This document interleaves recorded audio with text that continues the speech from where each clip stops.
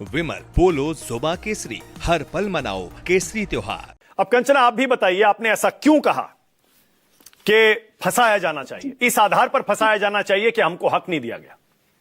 मानक जी, सबसे पहले क्योंकि आपके चैनल पे बैठे हैं, कई बार बैठते आए हुए हैं, जो ये शब्द है फंसाया जाना चाहिए, ये कतई संवैधानिक नहीं है। जो मैंने इस्तेमाल किया कतई संवैधानिक नहीं है। इसकी फुल रिस्पॉन्सिबिलिटी मैं लेती हूँ। अगर मैं इसी भाषा को चेंज करके कह दूं दंडित करना चाहिए, पनिश करना चाहिए, अरे हजारों साल का छोड़ दीजिए, आज की बात कर लीजिए, आज के समय की बात कर लीजिए। आप जेएनयू चले जाइए, जहां से मैं आती हूँ, आप आईटी चले जाइए, आप दिल्ली यूनिवर्सिटी चले जाइए, कोई ऐसा कॉलेज दिल्ली यूनिवर्सिटी का दिखा दीजिए जहां पर रिक्रूटमेंट चल रहा हो असिस्टेंट प्रोफेसर का और जनरल सीट पे नन फाउंड सुटेबल किया गया हो। ओबीसी की सीट पर कोई ऐसा कॉलेज नहीं है जहां एनएफएस नहीं किया जाता है। क्या ये कास्ट बेस्ड नहीं है? ये कास्ट बेस्ड डिस्क्रिमिनेशन ही है। और ये जो यूजीसी का रूल आया हुआ है, उसमें यह थोड़ी ना कहा गया अगर किसी एससी एसटी के खिलाफ कोई ओबीसी अत्याचार करता है उसके खिलाफ भी कार्रवाई होगी। मानक जी, जो महिला के लिए कहा गया, महिला के लिए नहीं कहा गया कि महिला ओबीसी से, एससी या एसटी से होनी चाहिए, लिंग आधारित, यानी महिला के खिलाफ भी अगर कोई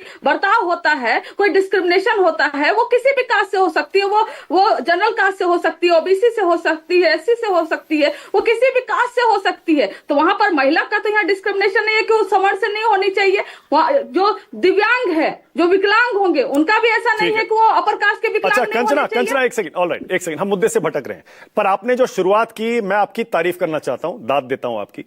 कम से कम आपने ये तो माना कि आपने जो फंसाया शब्द का इस्तेमाल किया वो गलत था, आप उसके लिए माफी मांग रही है?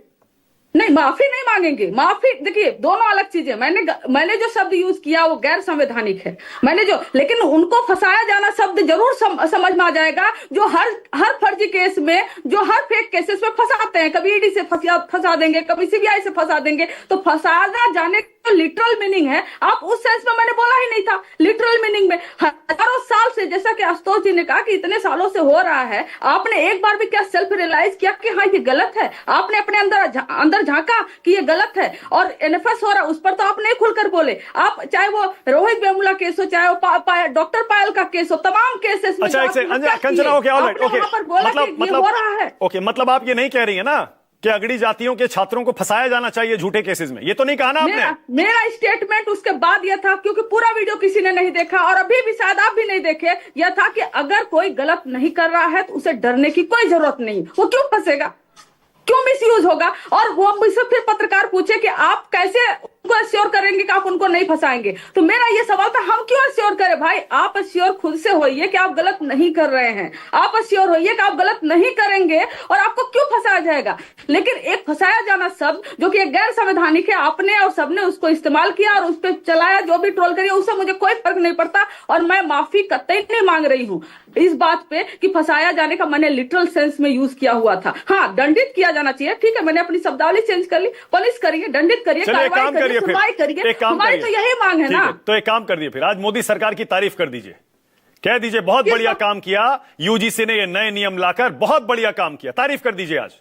ठीक है, मैं तारीफ तब कर देती अगर रोहित वेमुला केस जो है मोदी सरकार के टाइम पर नहीं होता और स्मृति ईरानी उस समय एचआरडी मिनिस्टर नहीं होती। मैं तारीफ तब करती कि जब पायल टांडवी का केस इनके समय पर नहीं होता और इमीडिएट कार्रवाई की गई होती। मैं तमाम केसेस पे मैं तारीफ तब करती कि जब बार बार मोदी सरकार के 12 साल रहने के बाद भी लगातार एनएफएस नहीं हो रहा होता। और लगातार मैं अपनी पर्सनल कॉमेंट बताऊं, क्योंकि टेलीविजन चैनल पे हूं और टेलीविजन चैनल पे हुआ था, मैं नाम नहीं लूंगी, लेकिन जो कहा है वो समझ जाएगा कि यादव में भी ऐसी लड़कियां होती हैं क्या?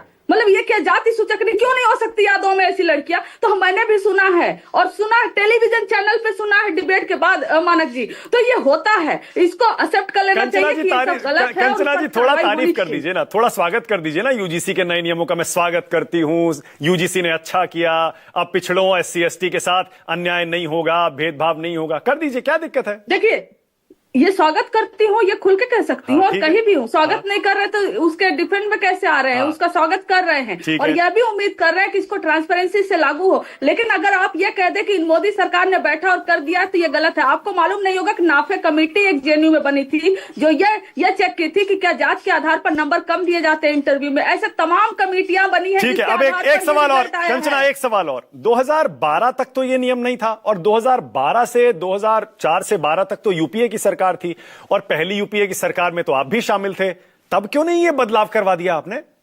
अब क्या करें मानक जी, हमने ओबीसी रिजर्वेशन लगवाया, हमने 1990 में, फिर जब सेकंड ओबीसी रिजर्वेशन आया तब हमने लगवाया, और सारा काम हम ही करके दे देते, तो क्या इनको बस आकर गद्दी पे बैठना रहता? क्या कुछ ये भी कर ले, कुछ ये भी कर ले। ओके, ऑल राइट, ओके, आनंद दुबे।